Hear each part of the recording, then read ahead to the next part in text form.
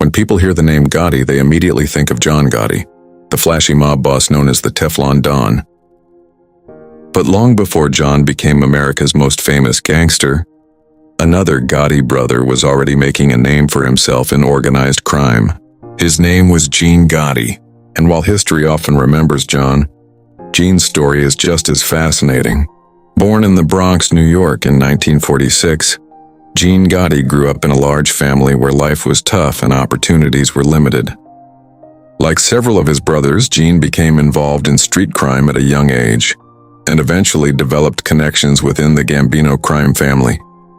During the 1970s, Gene was considered one of the rising figures in the organization. Many law enforcement officials actually viewed him as more established than John at the time. While John was still building his reputation on the streets, Gene was already involved in significant criminal operations and earning respect within the family. As his influence grew, so did the attention from federal authorities. Investigators began focusing on organized crime's involvement in drug trafficking and other illegal enterprises. Gene quickly became a target of these investigations. In the 1980s, he was convicted on federal drug-related charges and sentenced to a lengthy prison term.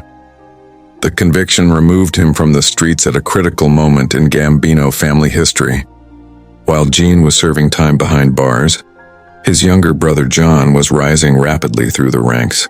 Then came the turning point. In 1985, John Gotti became boss of the Gambino crime family following the assassination of Paul Castellano. Almost overnight, John became the most famous mob boss in America. Newspapers covered his every move. Television crews followed him everywhere. The Gotti name became known around the world, but Gene remained in prison, largely forgotten by the public. By the time he was released, the mafia landscape had changed dramatically. Federal investigations had weakened organized crime, and many of the old power structures were disappearing. Meanwhile, John's rise and eventual downfall had already become part of American history. Today, Gene Gotti is remembered as the brother who lived in the shadow of a legend. Yet there was a time when many believed he would become the more powerful of the two. His story is a reminder that history often remembers the person who reaches the spotlight, not the one who got there first. And while John Gotti became the face of the Gambino family, Gene Gotti remains one of the most overlooked figures in its history. If you enjoyed this story, don't forget to like, subscribe, and turn on notifications for more mafia documentaries and true crime stories.